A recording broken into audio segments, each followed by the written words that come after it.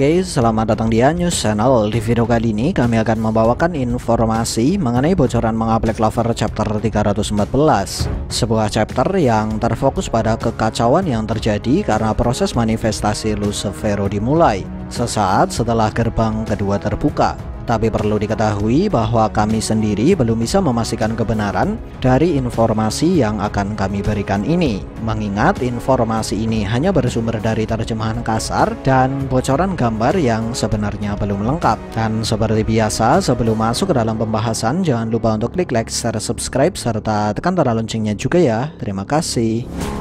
Kemudian langsung saja, berikut ini adalah bocoran Manga Black Clover chapter 314 yang sudah kami bagi berdasar dari bocoran gambar yang sudah beredar.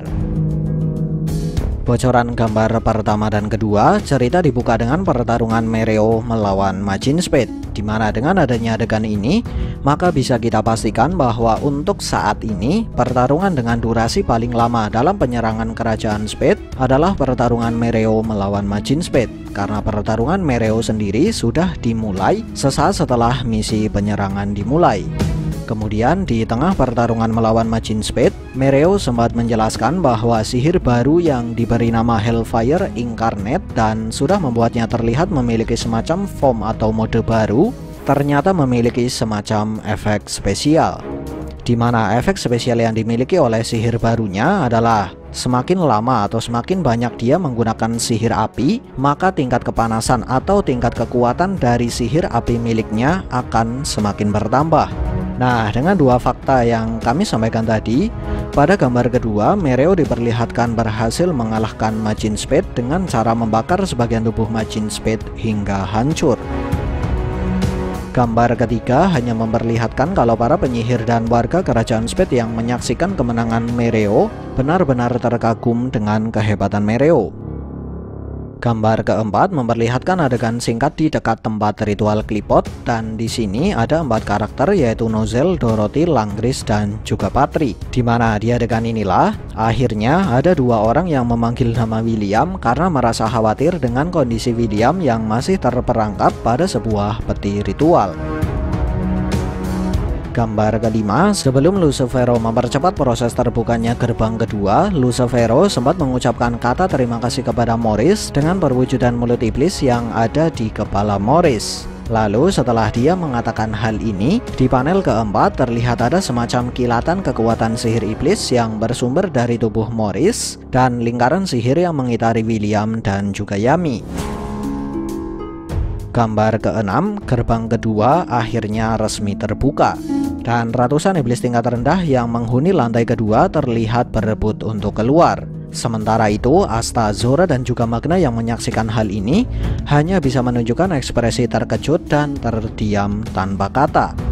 Kemudian berikut ini adalah 2 poin penting yang dijelaskan oleh Lucifero di gambar keenam. Poin pertama, Lucifero sudah menggunakan energi kehidupan milik Morris untuk mempercepat proses terbukanya gerbang kedua. Sedikit tambahan, energi kehidupan Morris bisa digunakan untuk mempercepat proses ini karena Morris sudah memodifikasi pohon klipot dengan sihirnya sendiri, sekaligus sudah menjadikan dirinya sendiri sebagai akseleran. Poin kedua, seperti apa yang dijelaskan saat berusaha mengendalikan Libe di masa lalu, Lucifero kembali menjelaskan bahwa dia bisa melakukan semacam manipulasi kepada seluruh iblis tingkat rendah, bahkan tanpa klipot sekalipun. Gambar ketujuh, ratusan iblis tingkat rendah yang berasal dari lantai kedua terlihat seperti layaknya terserap oleh sesuatu dan bergabung menjadi satu kesatuan. Lalu karena Yami dan William berada tepat di atas gerbang kedua, mereka berdua pun terlihat ikut terseret oleh kerumunan iblis tingkat rendah yang terkesan sedang bergabung. Gambar ke-8, bersamaan dengan teriakan dari anggota Banteng Hitam yang memanggil Kapten Yami, di luar kastil kerajaan Speed, semua iblis tingkat rendah dari lantai pertama yang tersisa terlihat mengalami hal yang serupa dengan iblis tingkat rendah dari lantai kedua. Dan hal ini pun sontak membuat Mereo dan yang lain terlihat bertanya-tanya sebenarnya apa yang sedang terjadi. Gambar ke-9, ratusan atau mungkin ribuan iblis tingkat rendah yang sebelumnya terkesan menyatu, kini mulai terlihat membentuk sosok iblis raksasa dengan ukuran yang melebihi kastil kerajaan Spade. Dan di sini Lucifero menjelaskan bahwa apa yang terjadi mulai dari gambar ke-7 dan seterusnya merupakan proses dari manifestasi Lucifero. Dan menurut apa yang kami pahami, alasan Lucifero mengumpulkan dan menyatukan banyak iblis tingkat rendah karena mereka akan dijadikan sebagai wadah manifestasi Lucifero. Tapi sayangnya belum ada kejelasan bagaimana cara Lucifero menyatukan seluruh iblis tingkat rendah tersebut. Entah dengan kemampuan miliknya sendiri atau dengan memanfaatkan sihir yang dimiliki oleh Morris. Sedikit tambahan, di gambar ke-9 wujud iblis raksasa masih terlihat seperti layaknya cacing raksasa dengan 4 tanduk dan beberapa tentakel. Gambar ke-10 dan ke-11, setelah melihat Kapten Yami ikut terseret bersamaan dengan iblis tingkat rendah, beberapa anggota Banteng Hitam langsung mengaktifkan sihir untuk berusaha menyelamatkan Kapten Yami sekaligus untuk melawan iblis raksasa yang muncul di depan mereka. Kemudian berikut ini adalah penjelasan tentang sihir dan apa yang dilakukan oleh beberapa anggota Banteng Hitam yang diberikan di gambar ke-10 dan ke-11. Pertama, Vanessa mengaktifkan sihir kucing takdir untuk melindungi semua anggota Banteng Hitam. Kedua, Charmy menggunakan sihir miliknya untuk menyiapkan cadangan kekuatan sihir. Ketiga, Gordon membantu Henry mengendalikan efek dari kutukan milik Henry. Keempat, Henry berusaha untuk menyerap mana sebanyak mungkin sambil memanipulasi markas Banteng Hitam. Kelima, Grey menggunakan sihir miliknya untuk merubah bangunan kastil kerajaan Spade menjadi bagian dari markas skuad Banteng Hitam.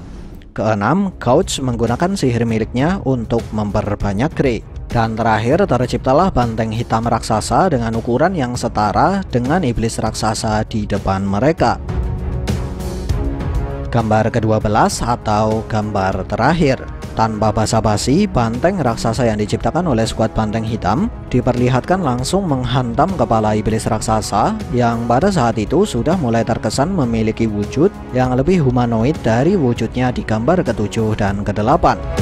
Sedikit tambahan, di gambar terakhir wujud dari iblis raksasa yang dikendalikan oleh Lucifero memang sudah terkesan lebih humanoid dari sebelumnya. Tapi karena wujudnya masih jauh dari wujud asli Lucifero, maka bisa kita pastikan bahwa proses manifestasi Lucifero belum sempurna dan masih terus berjalan.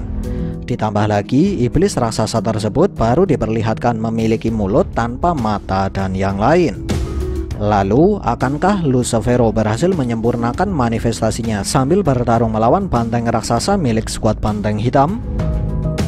Menarik untuk kita nantikan. Sekian dari kami and see ya.